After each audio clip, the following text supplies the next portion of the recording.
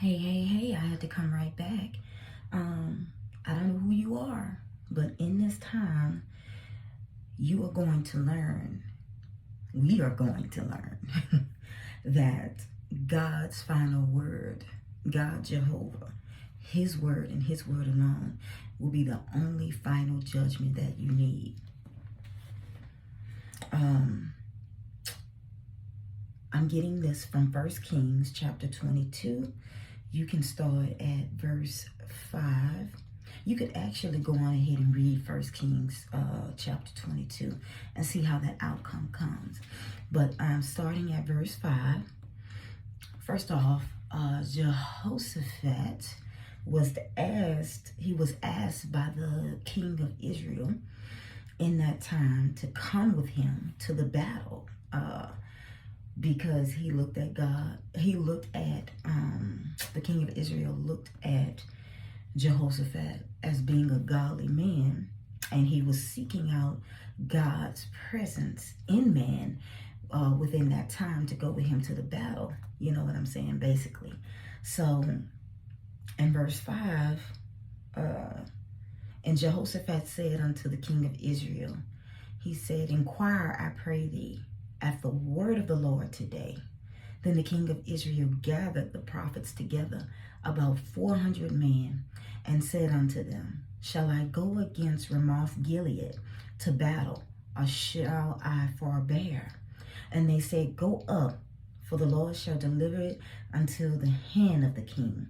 And Jehoshaphat said, Is there not here a prophet of the Lord besides that which we might inquire of him?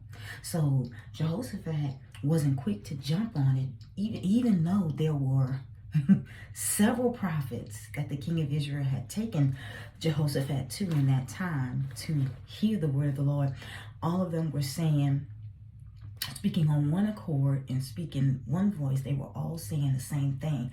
For the Lord has sent a lying spirit in the mouth of the prophets during that time, because he had already decided the state for King of Israel. He had already decided the end for the King of Israel. The King of Israel had pretty much ran from this state for a while until it finally caught up with him. You know, he couldn't go on. It was what it was. See, one thing about God is whatever he says, whatever his judgment is in your life, you can try to go get whoever you want. The end is the end. Look at Saul. You know, he tried to run from his ending. You know, it's like he was trying to force the Spirit of God to come back and to enter within his situation. But once that judgment is passed, there is nothing you can do. And so Jehoshaphat in this time, he wasn't eager to just jump on the bandwagon, even if thousands were saying the same thing. He wanted to sort out a prophet that was speaking otherwise than what these were saying. How did he know how to do that? Because he had a relationship with God.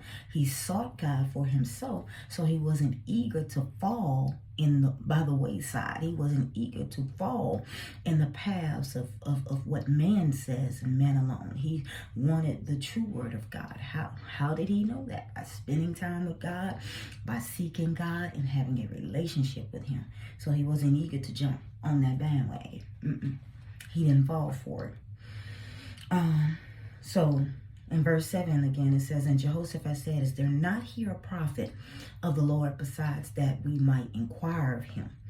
Verse 8 says, And the king of Israel said unto Jehoshaphat, There is yet one man, Micaiah, the son of Imlah, by whom we may inquire of the Lord, but I hate him, for he doeth not prophesy good concerning me, but evil. And Jehoshaphat said, Let not the king say so. Then the king of Israel called an officer and said, Hasten hither Micaiah, the son of Imlah. So he still ended up sending out for Micaiah. Micaiah, when he came, he was kind of sarcastic. He was like basically telling him, you know, why it's like he played like a role of being sarcastic and trying to go along with everything else that everybody else was saying.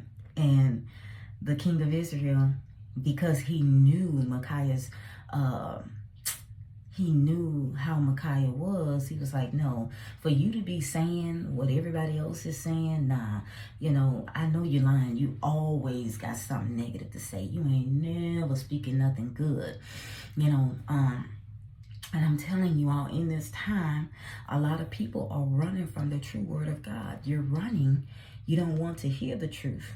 And the truth is the main thing that's going to set you free. There are many prophets out here that are really speaking the word of God, but those are being ignored, because everybody wants a feel-good word. I've learned in life, I don't care if it's a feel-good word. I don't care if it's a chastising word. If it's going to break me free from the yokes that has been placed upon me by the hand of the enemy, I don't care what I got to hear. I'm going to sit there and I'm going to get that word because I want to be free.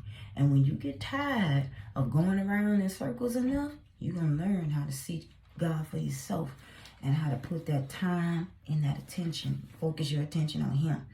And let his word be the only judge in your life at this time. And so Jehoshaphat's presence, that's the meaning of his name.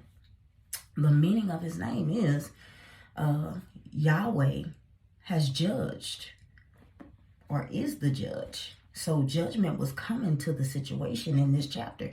Who was about to be judged? The king of Israel at that time.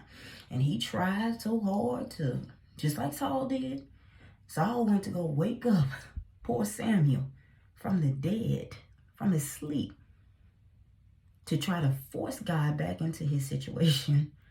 When you choose to go down those paths, you're going to bite the bullet. You can't run away from that. And once God has spoken judgment, a lot of people don't want to receive it, man, but it's the main thing that's going to set you free. You can't run from God's judgment.